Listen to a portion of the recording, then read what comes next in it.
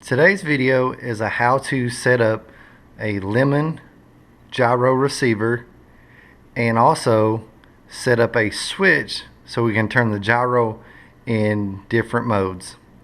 So let's get started. First thing we need to do is bind the receiver to the transmitter. Put the bind plug in the receiver, which is the bottom port labeled A2/B, which is the auxiliary 2 port or the bind port. Once we do that, which we've already done, we will go and power up the system and go into bind mode. So I'll go ahead and go into bind mode. And when you have the receiver in bind mode, it will flash. Once it stops flashing, goes solid, that means it's binding to the transmitter. And then the transmitter will say complete and the light will go solid on the receiver. So let's go ahead and power up the system. And we may have to do a throttle calibration. Go back into the menu. Bind. Binding. DSMX 22 milliseconds. Bind complete. Now we've got our bind complete. We're going to power down the system. And as I mentioned in the other video when setting up the Spektrum receiver, same rules applies for this. When you're setting up a receiver and transmitter and binding them together, you want to have them a few feet apart. I only have these close together for video purposes. ESC was pulsing, so that means we need to do a throttle calibration real quick before we move further. Turn our motor cut on, our motor on, motor cut off. Throttle to full position. Power the system back up. 2 beeps. 0 throttle, and then here it's initialized. So now we've done an ESC calibration. First thing we need to do before we go in and set up the radio is configure the receiver. The receiver can be set up as a normal 7-channel, or it can be set up as a 6-channel with gyro, or it can be set up with a 7-channel with gyro if you want to leave the gyro on all the time. However, I'm going to show you how to set it up as a 6-channel with gyro, which will do all 4 surfaces, the retracts, and flaps. So that pretty much takes care of most planes, 6 channels plus the gyro. The reason why you lose a channel when you go to a gyro is because the gyro is actually set up on the gear channel. We got to go into the transmitter and assign a few different things because we don't want our gyro coming on and off just because we're doing our retractable landing gears up and down. When you get this receiver out of the package, it'll come with all the switches labeled to the right.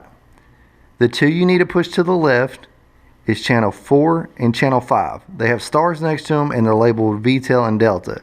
And I know you're probably sitting there thinking, well, BD, you told me we were going to set this up so that we can put it on a normal airplane and add a gyro to it. Well, that's what we're doing, and in the book, that's the way it says to do it. Why they set it up on a configuration known as VTEL and Delta, I'm not really sure, but this is how you do it. Go ahead and take your screwdriver, push number 5 to the left, and push number 4 to the left. So now we've got our receiver configured. We just need to go in and change a few things in the radio, and we'll be done. Now we need to go into channel input config, which is in our channel assign screen.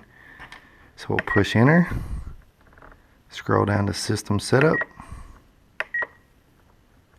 scroll down to channel assign.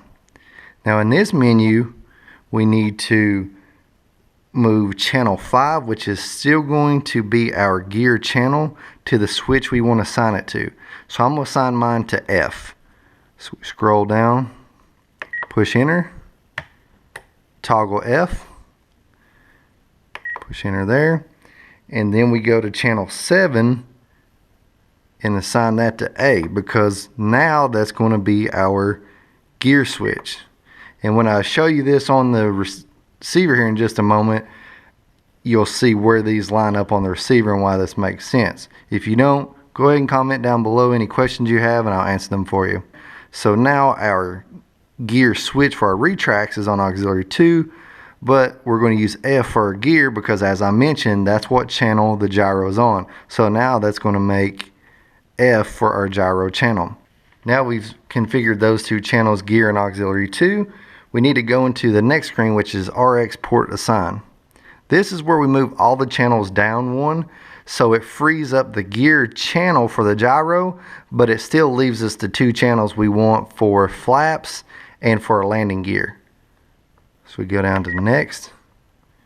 We go to channel 6 and change that to auxiliary 2.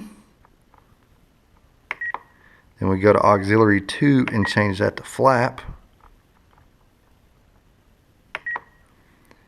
Then we go over to channel 8 and leave that on auxiliary 3, or you can turn it off. What that does is allows you to use the rotary knob at the top if you want to adjust gains in flight. The gain control is set on auxiliary 3, which is channel 8. If you don't want that, so let's say you might bump it in the air, or if you just don't want to have adjustments in the air, you can go in and turn this to inhibit. So it's totally up to you. Inhibit if you don't want to use it. If you want to have in-flight gain control, then you go up top there and adjust it while you're in flight. You would just leave this on auxiliary 3. So now we've set everything up in that menu. We need to go back to the receiver, and I want to explain to you where you hook everything up as far as your servo leads on the receiver. Don't put anything on channel 5, which is also labeled gear. That's our gyro channel. So what you do is you move your retractable landing gears to auxiliary 1, and then normally that would be flaps on auxiliary 1. Now you move them to auxiliary 2 because we've made all the adjustments in the transmitter. Now I'm going to go ahead and power up the system, and you can see that F is going to be now our toggle switch for our gyro, and I'm going to explain the colors to you. That way you know what to look for once you've got everything set up.